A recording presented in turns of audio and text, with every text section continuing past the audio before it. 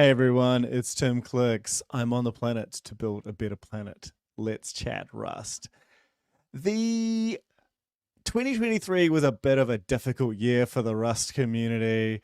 You might have heard people complaining about a draft trademark policy, which turned into this kind of huge melodramatic internet fight, like a cake fight or something.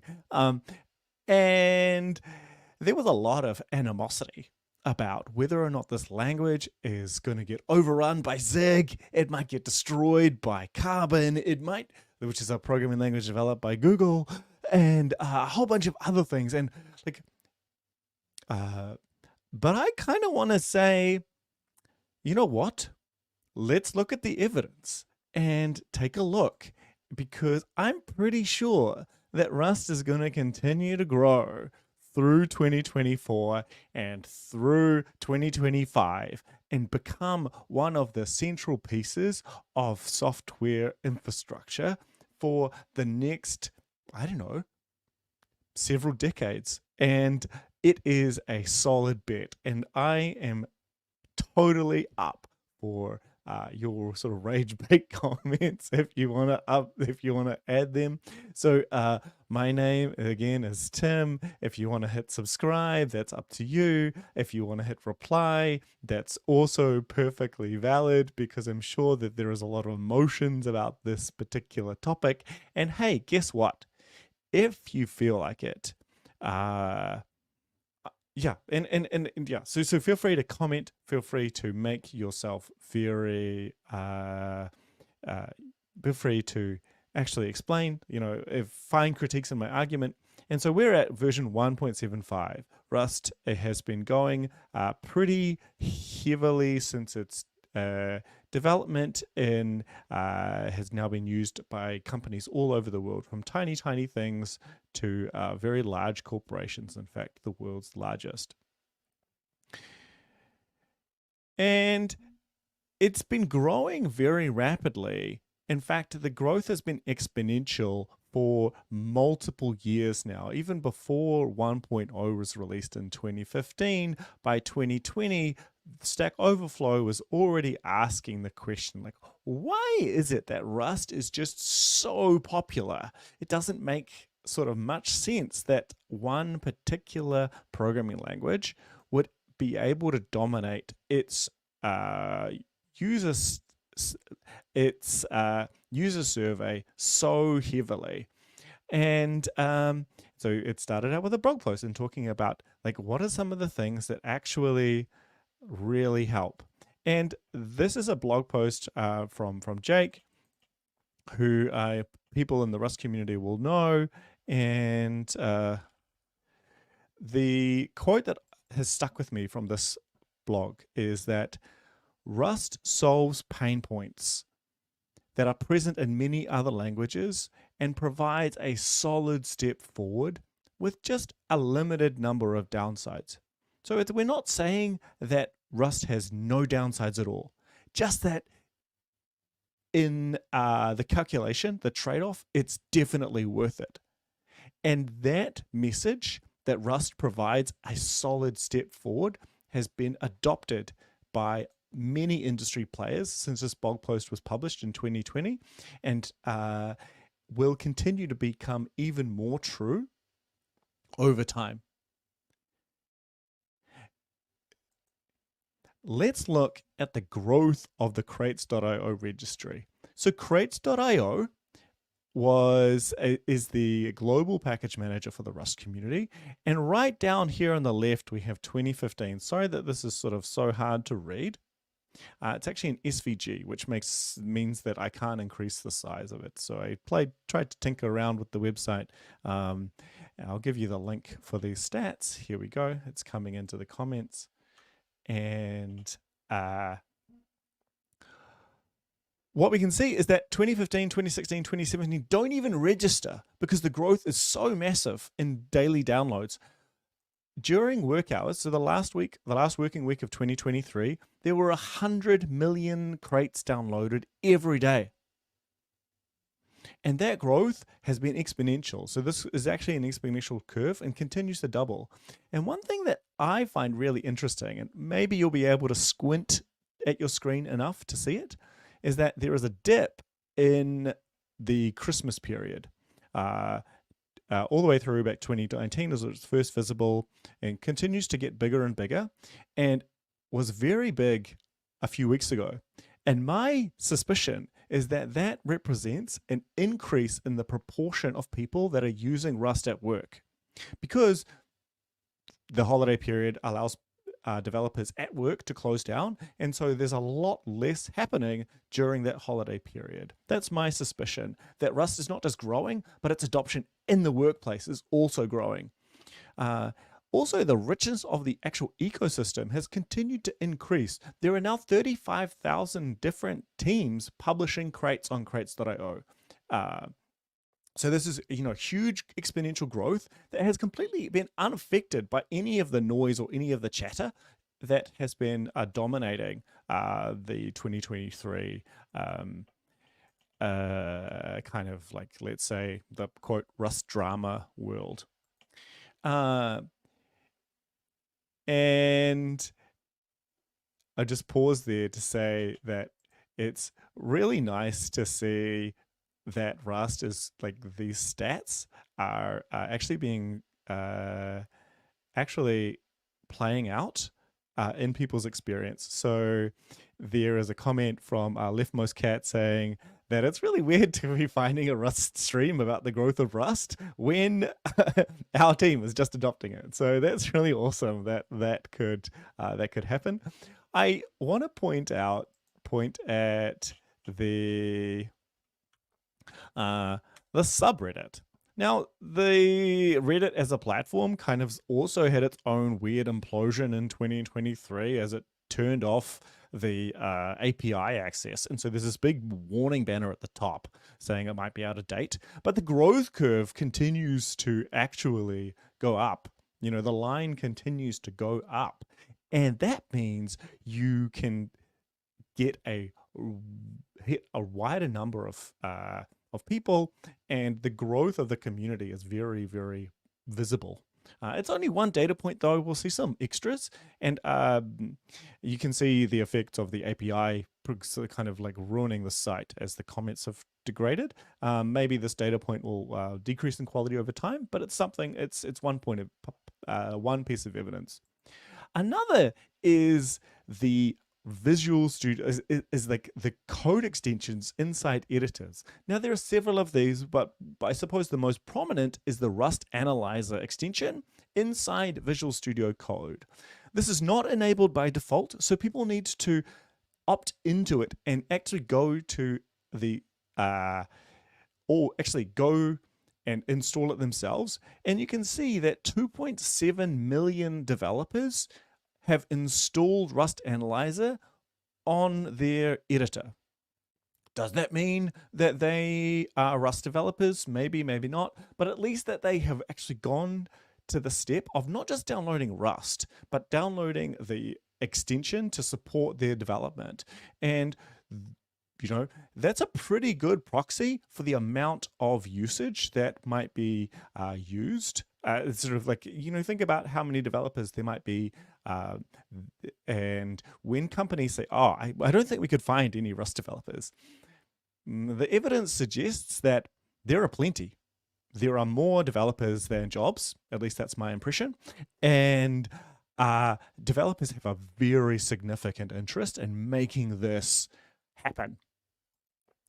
But Rust Analyzer isn't the only editor.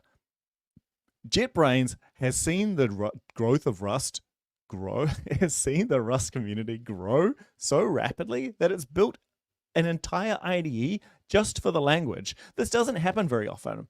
In fact, you can see here that there might be a quote from someone that you recognize.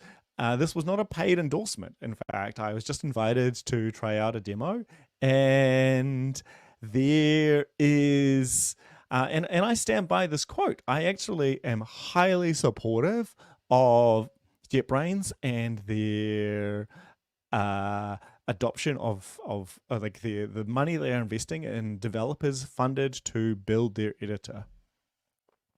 And this is the rest of the industry is now taking notice, and by, again, this is another more general tech post talking about like what's next for the fastest growing programming language in the world. And, you can tell by mid 2022 that the C++ community is starting to kind of get a little bit worried. You've got this upstart programming language, Rust, kind of really gaining strength. And one of the points in this blog post is that the Rust Foundation has developed a community grants program, which I am actually luckily enough to be one of the participants of this year's grants program. I'm one of the Rust Foundation Fellows, I think it's called, and like there is a very significant amount of excitement building. And there was, I suppose, a state at which there was almost a phase where Rust needed to prove its worth. So in 2022, there was a lot of anticipation that Rust would develop something really massive, but it wasn't very well adopted in some critical projects. Over time, though, we see more curiosity, like GitHub, Stack Overflow, general tech publications are all taking notice of Rust. And the question continues to be asked, like, why is it so loved? And, the quote is here, why is it stealing the hearts and minds of developers around the world? And the, more than 80% of Rust developers would like to use it again, which is actually surprisingly high. It's the most, and it's been consistent for nearly a decade now. Rust, once you become a Rust developer, you want to stay a Rust developer. And in fact, you can, if we look at top languages on GitHub, you can see, you probably can't see, it's tiny, but the top here is JavaScript. But if you take a look at the community of Rust, it's actually one of the most inclusive software projects that exists in the programming language space. Rust actually has the broadest number of external contributors or I suppose the broadest number of contributors of any programming language monitored by GitHub. And this is massive. It shows that essentially the core of Rust, that is its community, its developer ecosystem, is continuing to move forward and bring in new developers, even in the presence of kind of like let's say this horrible term headwinds, which like economists seem to love. You've got this growth of people really wanting to use the language in a very nice kind of way. Really want to build the language to be able to build products and build services and build an efficient, secure, robust, reliable wave of software projects. That's a very long statement, a very long sentence. Let's try and see if I can rephrase that. My hope for Rust is that it produces a new wave of software, that we can create a new normal, that software can be robust, that it does not need to be brittle. It needs to be it can be energy efficient, and it can be respectful of both developers in terms of fewer frustrations around packaging or building or distribution, as well as a more how do I say this? As well as friendlier to users. Users deserve snappy, efficient, responsive applications. Mobile means that batteries and power usage are very, very important. People can use the M2 Max if they want, if they're in a very wealthy country and they can afford to use developer tools or the top end of a laptop.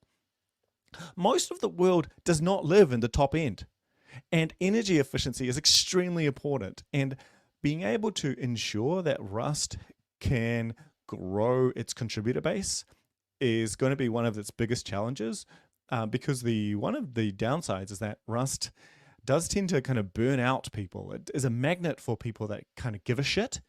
And excuse my language, Rust is a magnet for people who are energized. It's a magnet for people who are innovative. And that means that there is a relatively high degree of frustration as well. So, but again, it's not just contributors that matter. It's actually very large companies that want to invest, let's say, millions of dollars.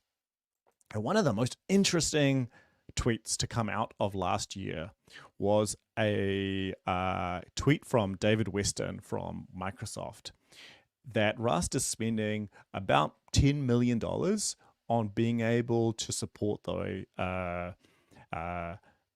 Rust as a first-class engineering language inside Microsoft, which includes the adoption of native code inside the Windows kernel. And I'll just get the link for everyone. And the other thing is, and like this is not the only operating system, not the only small place. Here is a white paper. It's several thousands of, let's say hundreds of, what unit should we use? Let's say thousands of lines of code of text prose addressing memory safe languages produced by the NSA, like and in fact all of the Five Eyes security intelligence agencies that relate to cybersecurity. And the interesting thing about this is if you look at its list of memory safe languages, we've got C#, Go, Java, Python, Rust, ding, ding, ding, Swift. The only language in that list, and in fact, that's actually quite a small sample of all programming languages, but let's say that's the list. They all come with a trade-off, and that is you need to bolt on to your application.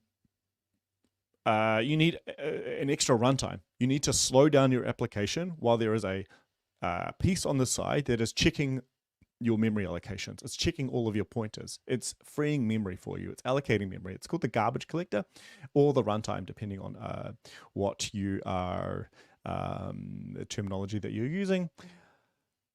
Rust does not. Of all the languages that have been proposed to take over Rust, like Zig, or like say Odin is another really cool systems language. There are a bunch of other sort of upcoming languages as well. But C++ is the primary, as I said, the predominant language in the space, provides the speed, but not the safety. Rust is the only language that provides both. And that will continue to be the case. And hopefully there'll be some easier to use language. Hopefully language designers will be able to create a new language that is even better than Rust. But until that comes, Rust is going to continue to increase its momentum. It's going to feel like 2023 was actually just a blip in the radar compared to the full growth. So we're getting these messages like Microsoft is spending $10 million. The NSA even develops like recommendations for languages, for memory safe languages. Of Rust is the only one that does not impose runtime cost. If you look at a blog post from Android, and in fact, specifically Android 13, the use of memory safe languages was a big consideration for Microsoft. Sorry, for Google. Shouldn't get those wrong. And here is the link to that PDF. So memory safe languages for Android.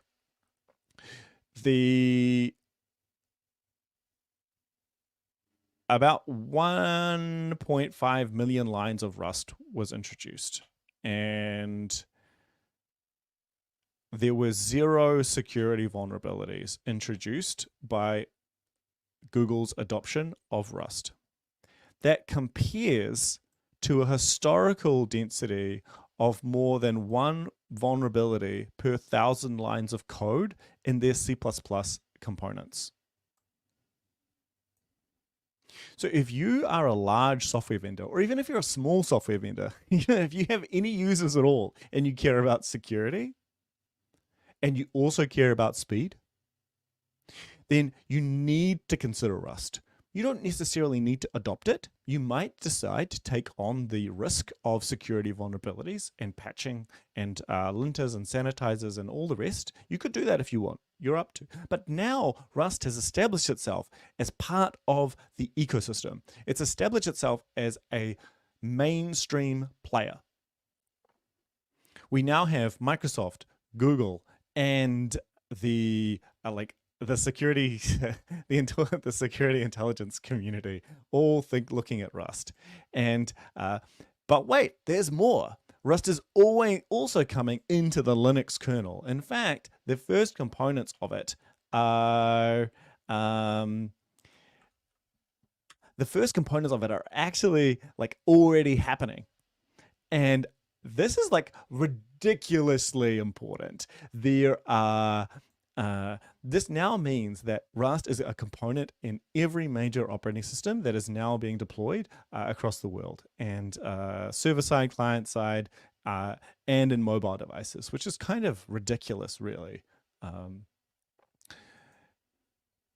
And this is and like furthermore, you get like the CTO of the Azure group with inside Microsoft, like sending out a grenade saying that C and C++ are now such a threat that they should be considered deprecated. And that is a massive statement.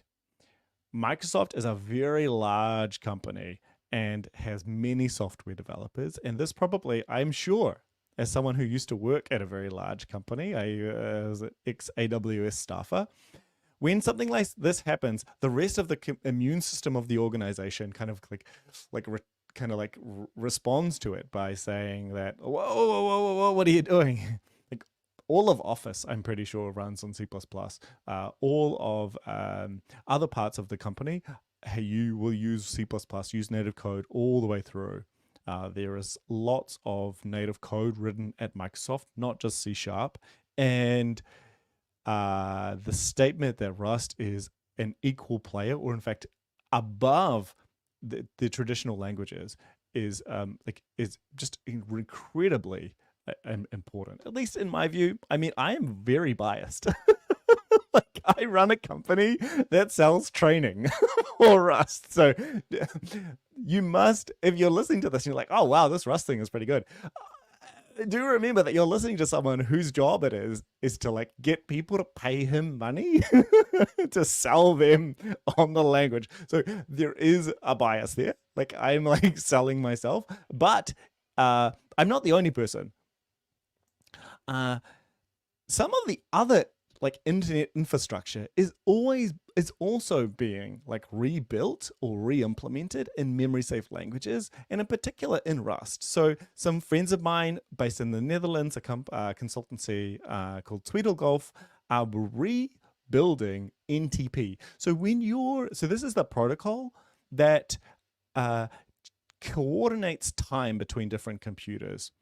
And it turns out that you are you're just part of a network of computers, and everyone's checking like, what is your time? Because there are only a few atomic clocks in the world, and those clocks sort of set the time, and then you kind of check what the time is. That doesn't make any sense. If you want to know more about NTP, by the way, I have actually written a client in my book. Just a quick plug. If you want to know more about NTP, and this actually wasn't intended, I didn't have this as part of my script, but I so there's time and timekeeping. I don't know if you can see that. Time and timekeeping. We actually built an NTP client from scratch in Rust. And it's really kind of a really cool protocol because it doesn't even use HTTP. It's very low level. It doesn't even use TCP. Uh, and but wait, there's more. Uh, OpenSSL is being replaced by a project called Russell's, or Rust TLS, depending on where you are from. But I have it from good authority because I've talked to the founder of the Internet Safety Research Group, which is by John Ass, and he pronounces it Russell's, so I so do. Linux kernel, AV1, which is a decoder, which is actually kind of important because user input is inherently dangerous. Sudo, the command for elevating privileges inside Unix, is being rewritten. We talked about NTP. Apache HTTP D, which is the component of the Apache HTTP web server that upgrades connections from HTTP to HTTPS using TLS or transport layer security. It's being rewritten. We're sort of solving DNS. Curl now has been integrated with the Hyper library, or at least parts of it, as adopting Hyper, which people in the Rust community will know about. And there's even more happening through Prosimo, which is again founded is a part of a nonprofit called the Internet Safety Research Group, which also runs Let's Encrypt. And so there's memorysafety.org, and whew,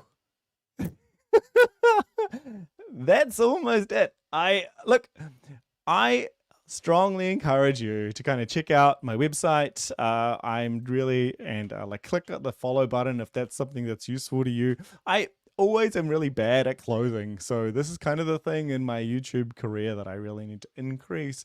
But I absolutely love the idea of promoting Rust as a mainstream programming language, as a programming language, and it is going to 100% continue to grow in 2024. Come at me. Woo, that was a lot of talking. I'm now going to go back to the comments and just check out. It looks like we're having a I'm just gonna check in for comments. It looks like there's been some decent banter in the discussion, and yeah, feel free to ask any comments at all. Learn Rust, pay Tim. You won't regret it. Thanks, Conrad. If I look again, I'm really terrible at asking for money.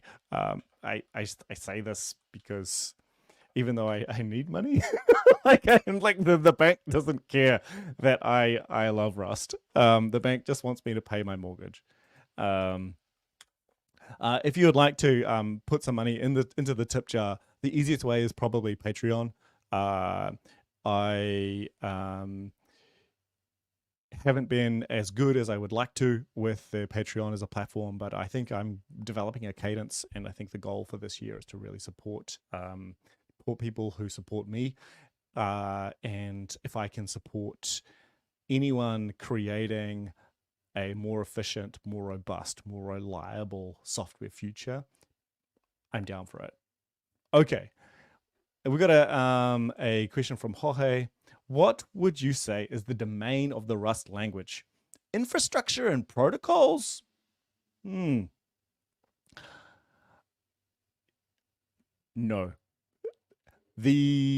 My answer to this question is a bit odd. I think Rust is actually a very general purpose programming language. That is, it started out very narrow. People talked about Rust as a systems programming language, just for things like operating systems, device drivers, maybe firmware, stuff that's very, very low level. However, we can see that Rust has grown in the domains that are very, very applicable. There are three that I want to call out specifically. One is command line utilities, or let's say software agents that just live running in the background on your computer. These little appliances, things might be checking some sort of statistic and maybe reporting back to an alerting system, maybe like software. And Or it might be things like grep, or it might just be little developer utilities. These are perfect fits for Rust because they run blindingly fast. But more importantly, they're trivial to install. In fact, they're very trivial, essentially trivial to build and give to people. The amount of effort that I had to get, like, here's a fun story. Maybe a fun story. Fun story for me. Maybe you could laugh at me. I spent 3/4 of an hour today trying to upgrade Node.js so that I could upgrade npx, so that I could upgrade, so like install a utility that was on npm. So by the way, I installed Node.js as a version of the JavaScript, runs on the client, server side, uses Google's V8 engine. Its package manager is called npm, the Node package manager, I suppose. And then npx is kind of installer on top. And all the versions were sort of slightly incompatible. And I had it turns out that I had multiple nodes installed because this took me like nearly an hour of frustration. I didn't even get the thing installed. I eventually decided to just scrap it. And what I wanted to show you was the growth of the Rust Analyzer extension. And there is a node command which kind of interrogates a hidden API provided by the, not especially hidden, but an API that's provided by Microsoft to provide the metadata for extensions. And it sucked. Now, Rust does not do that. Rust is, you can build a binary and give it to somebody. It's as simple as Go, more or less. Go might be actually a fraction simpler. Rust will generally require that you enable special toggles to compile one component, which is the interface between your program and the operating system. Normally, this is provided by the operating system. Go implements it for every system that Go supports itself. And so it's all Go code, whereas Rust will require you to opt in to what is known as static compilation of the term. The tool is called libc, or the C standard library. It provides all of the interface to Unix. It's essentially the gateway to a Unix operating system. The other ones are mobile. I think that we've already touched upon this a little bit. The mobile ecosystem is still relatively fresh for a new player. I think that there is a lot of space for displacing, a lot of opportunity for displacing Java as and Rust, it can hook in to Android or to iOS via some of its native functionality. That one's a little bit shakier. That one isn't on such a robust ground, but I think the possibility is there. Particularly, but the last one I think is also quite strong, which is Rust for the web, both client side via WebAssembly. So you can compile Rust to a low level form or that browsers understand. But more significantly, actually, on the server side. So essentially, you create an appliance that sits and listens on HTTP and eats JSON, chews it up, and spits JSON back out. Like, Rust does it so fast that you might have needed like a 32 gigabyte instance. Some horrible Java thing might take you like, I don't know, 256 megs of RAM. And so suddenly your costs for running this microservice decrease from, I don't know, $20 a day down to 20 cents or less. And that, I think, is another huge benefit for Rust. It's not just the memory safety.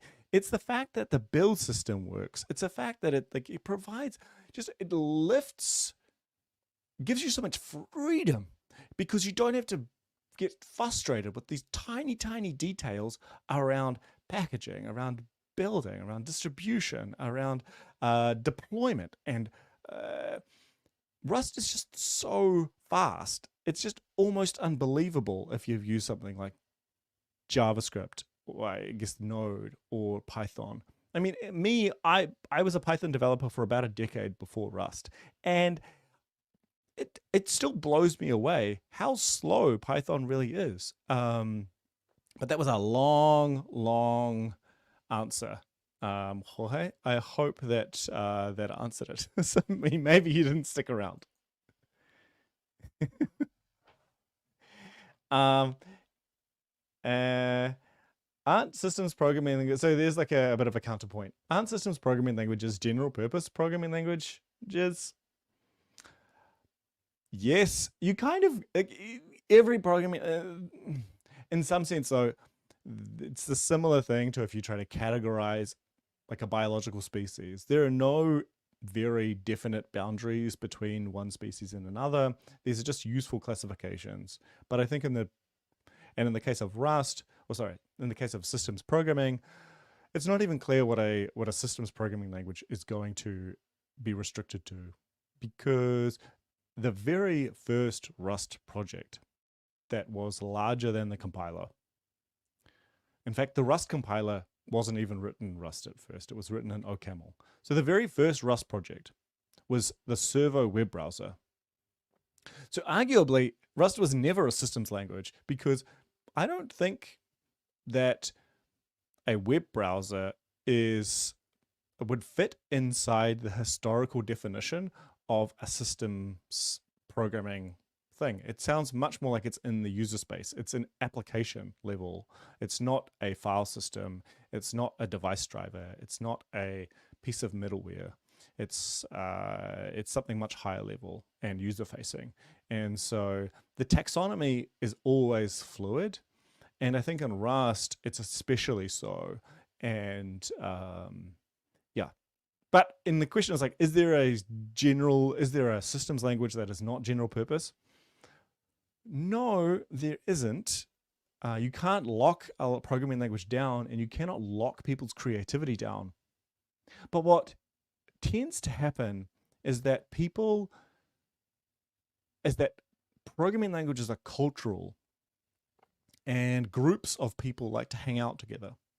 And so something like a Lua would always attract people who want to extend something, or let's say, so you typically or embed a little scripting language into something bigger. And so that is the domain.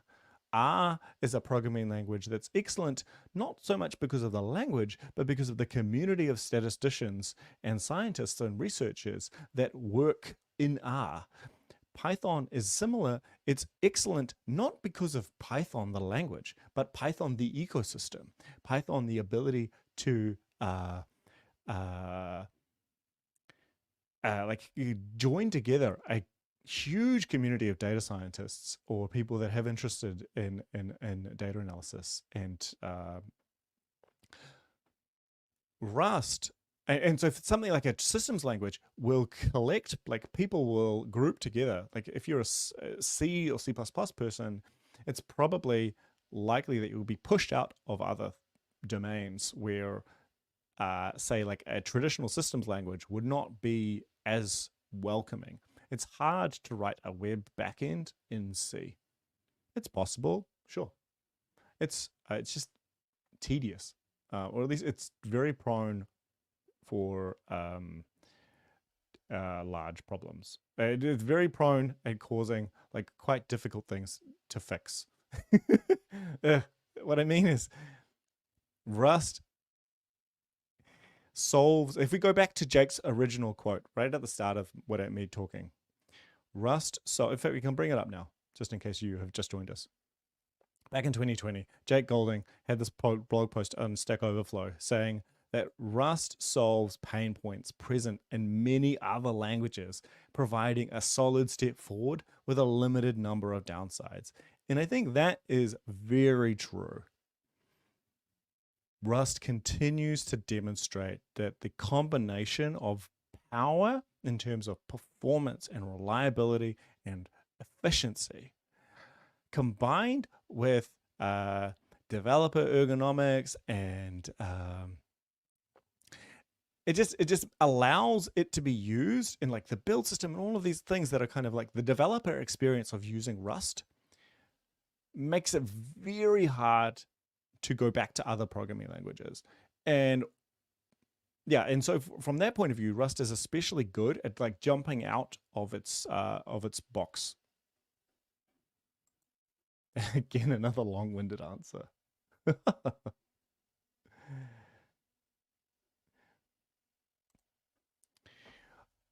And so Miranda here has a very, very good point, which is like, is embedded going to be one of those 3 areas that I talked about, sort of several minutes ago? I'm just checking my clock, and yeah, several minutes ago. And it wasn't, but it probably should have been. Embedded, although I know less about that domain. In fact, here's just a tiny hint for later.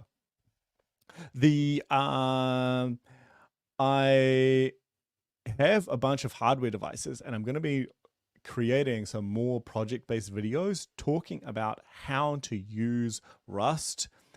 In particular, I'm trying to see if I can get my hands on the dev kit from Espressif.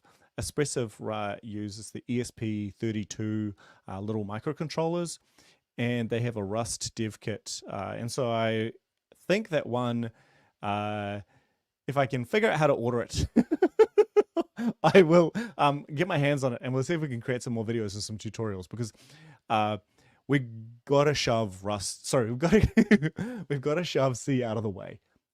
Not because we dislike C, but just because we don't like C was a tool for its time,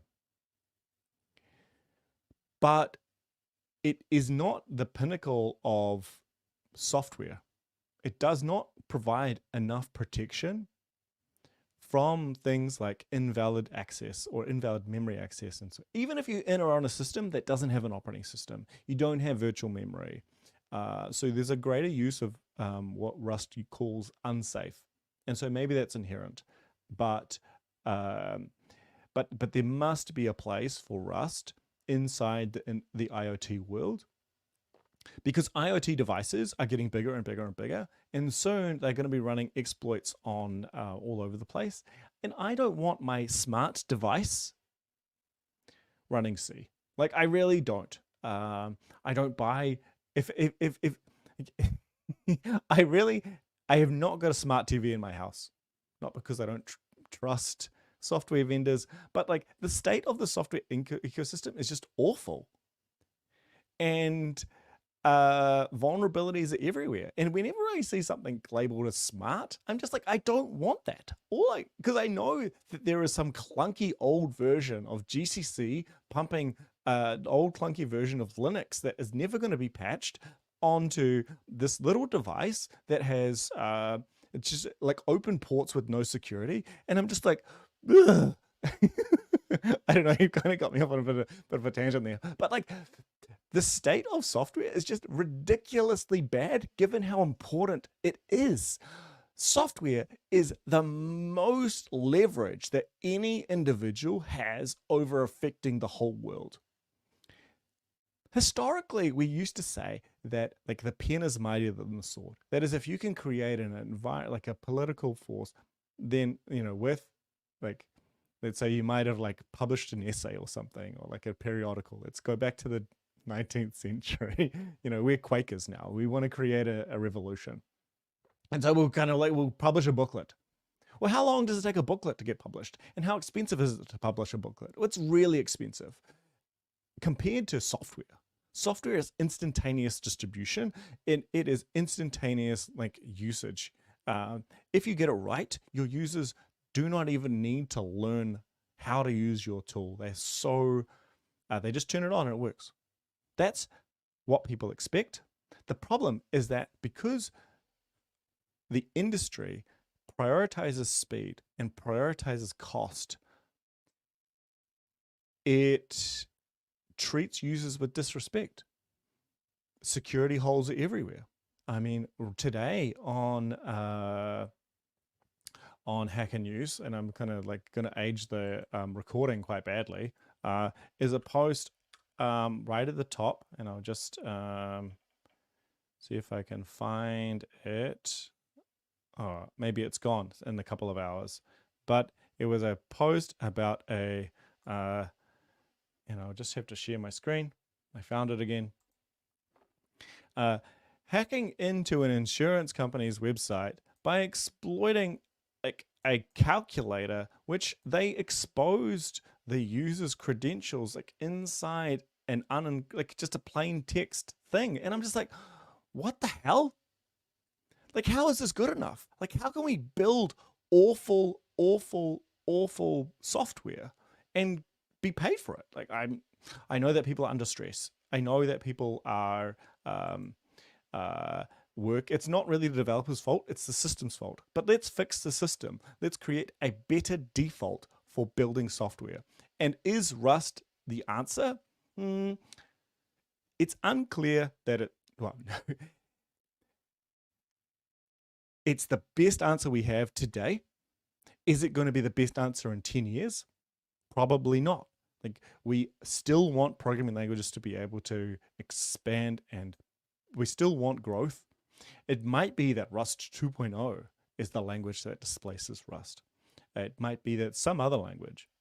But Rust, of all the options that we have, if you require speed, and if you require, if you require speed, the performance of Rust, and if you appreciate the developer-friendly experience of having things like the build system working. Sorry, C++, you really need to fix that. I mean, actually lots of people have tried to fix builds. In fact, there are like many, many attempts. That's one of the reasons why there's make and CMake and scones and how many other build systems is Bazel? There's, I guess, Meson. There's like a lot. And yeah, cool. I'm gonna wrap up. This has actually been a little this has been it's been a really fun discussion. I have forgotten how much it's really wonderful to hang out on stream, and so I'm going to commit to everyone still listening that that there be more coming down the line. So please, please, please hit that follow button, hit the subscribe button, whatever one's there. If there's something flashing at you, do click it, because it's just absolutely wonderful to participate and see everyone's excitement, enthusiasm. I will wrap up. Take care.